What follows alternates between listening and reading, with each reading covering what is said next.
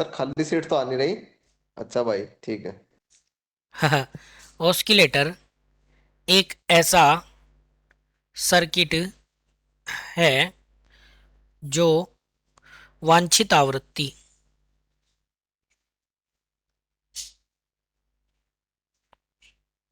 की विद्युत तरंगे उत्पन्न करता है।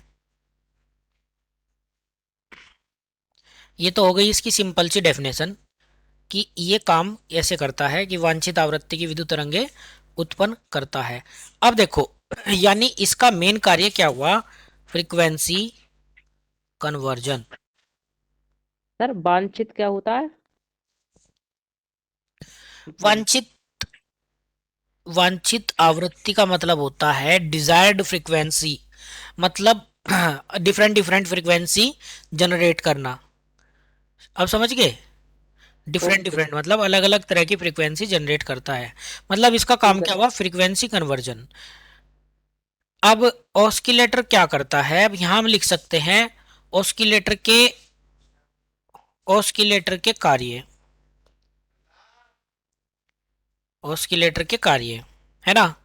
तो ऑस्किलेटर क्या करता है? ऑस्किलेटर एसी वेव को डीसी वेव में बदल सकता है, डीसी वेव में बदल सकता है। ऑस्किलेटर मैंने आपको बता ही चुका हूं वेरिएबल फ्रीक्वेंसी जनरेट कर सकता है। Oscillator sinusoidal wave, sinusoidal wave को हिंदी में बोलते हैं ज्यावक्रीय तरंगों को नॉन साइनोसॉइडल वेव। अब नॉन साइनोसॉइडल वेव कौन सी होंगी भाई? जो ज्यावक्रीय ना हो वो मेरे सारी ख्याल नॉन साइनोसॉइडल वेव होंगी। हाँ, ज्यावक्रीय है ना? बॉक्स वाली हाँ, तरंगों में। Square wave. हाँ, स्क्वायर वेव, ट्रायंगुलर वेव सब में बदल सकता है। नॉन साइनोसॉइडल में बदल सकता है। ठीक है, तो मेन काम आपको पता लग गया इसका क्या होता है। इस ये वेरिएबल फ्रीक्वेंसी जनरेट करना, है ना? ऑस्किलेटर, अब यहां हम लिखेंगे oscillator, oscillator positive feedback amplifier पर वर्क करते हैं। अच्छा, पॉजिटिव फीडबैक, पॉजिटिव फीडबैक कैसी होती है?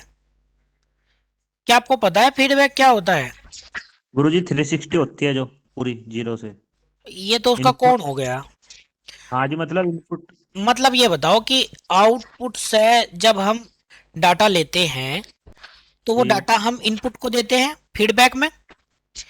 फीडबैक का मतलब क्लियर हुआ?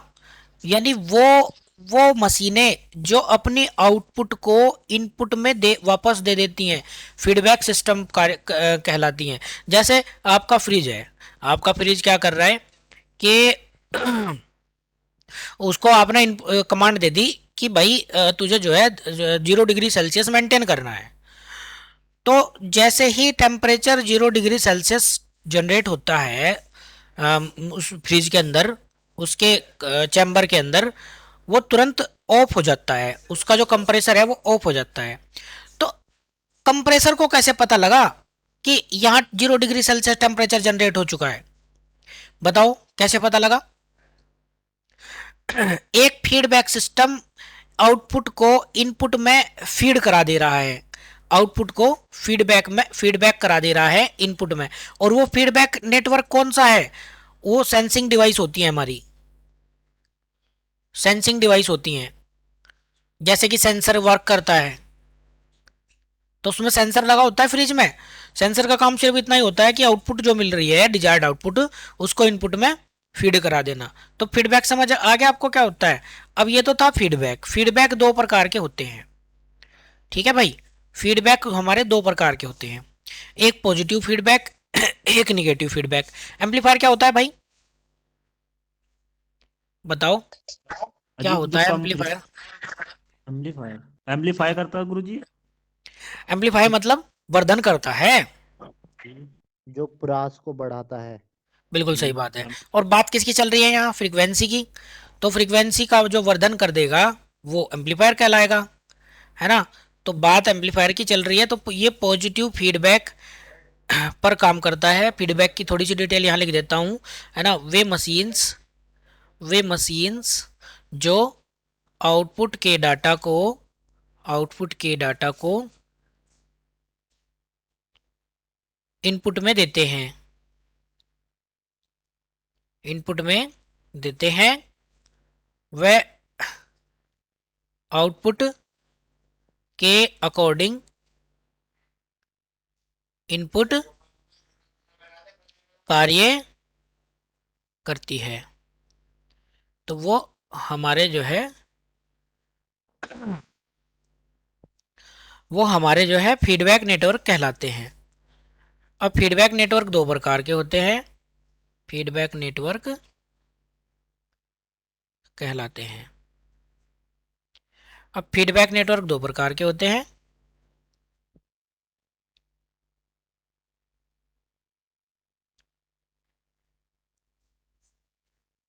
कौन कौन से? एक पॉजिटिव फीडबैक,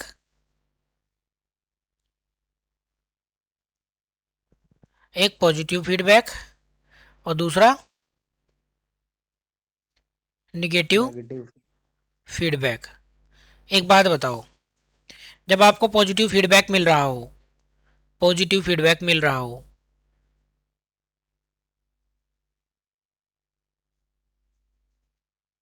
तब आपका आउटपुट कैसा होगा, अधिक या कम? अधिक होगा। नहीं, जब पॉजिटिव फीडबैक हो तो हाँ, बताओ। आउटपुट हाँ,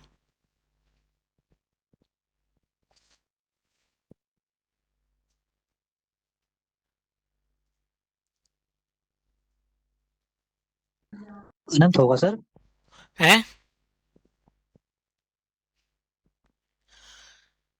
देखो, जब पॉजिटिव फीडबैक होता है तब आउटपुट कम मिलती है, याद रखना।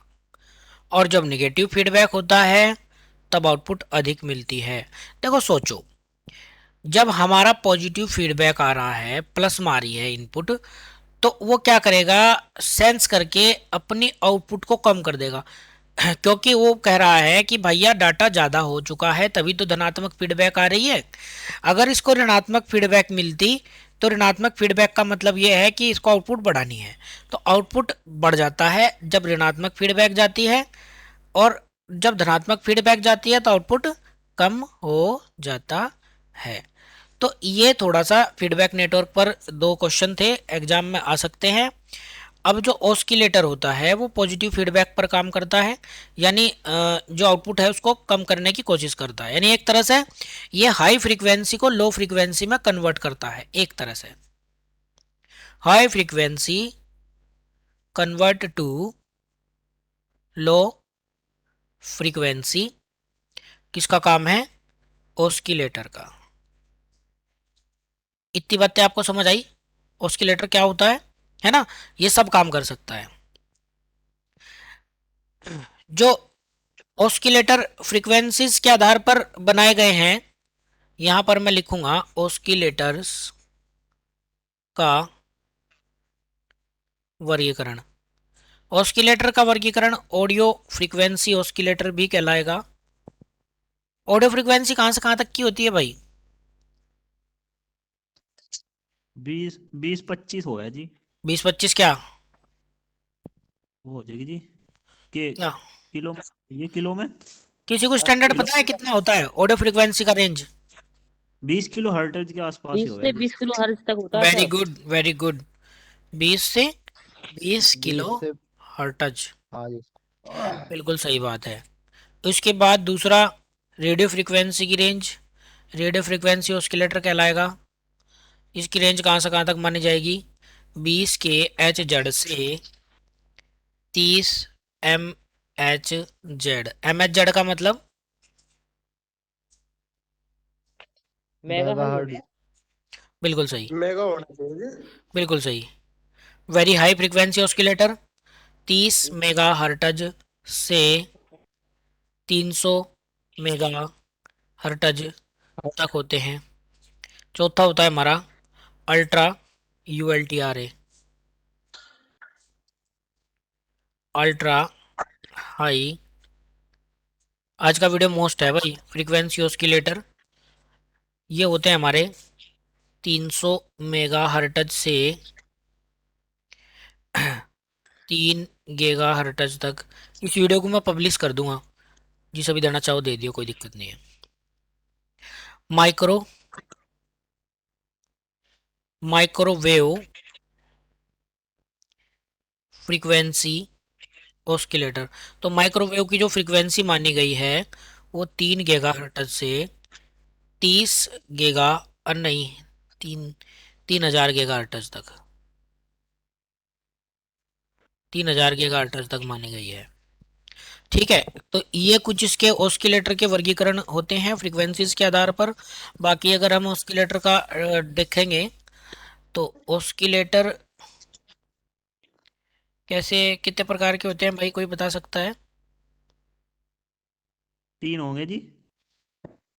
अच्छा, एक ऑस्किलेटर की कुछ शर्तें होती हैं। कौन कौन सी शर्तें होती हैं? धनात्मक फीडबैक होना चाहिए, जो मैं बता चुका हूँ।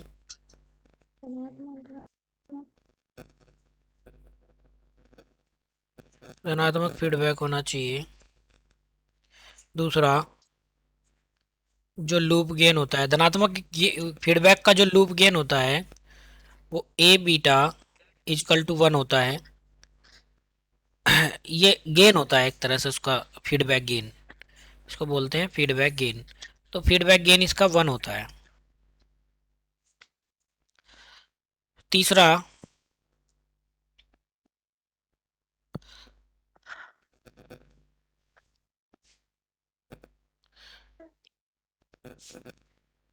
नहीं, बस ये दो ही होते हैं।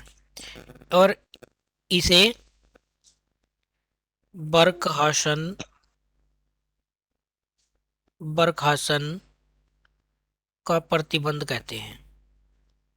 ए बीटा इजकल टू 1 को बरखासन का प्रतिबंध कहते।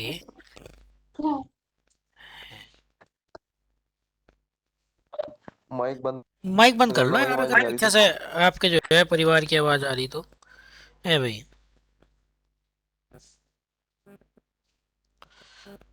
ठीक है, और बताओ अब कितने प्रकार के ऑस्किलेटर होते हैं, कौन बताएगा?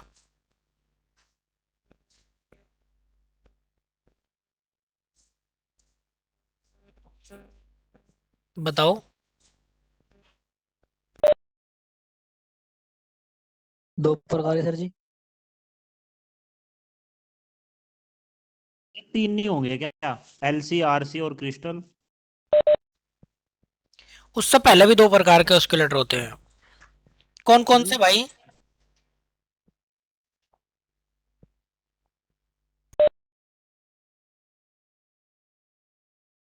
एक तो ये हो जी हार्टले।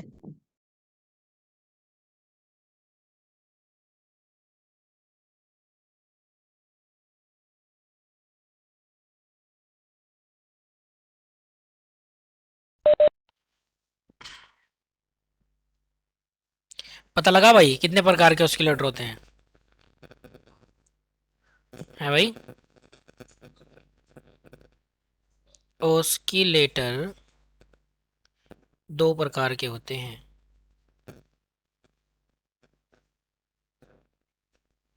एक काल साइनोसोइडल है भाई। काल पट्टी है सर जी, काल पट्टी क्या है?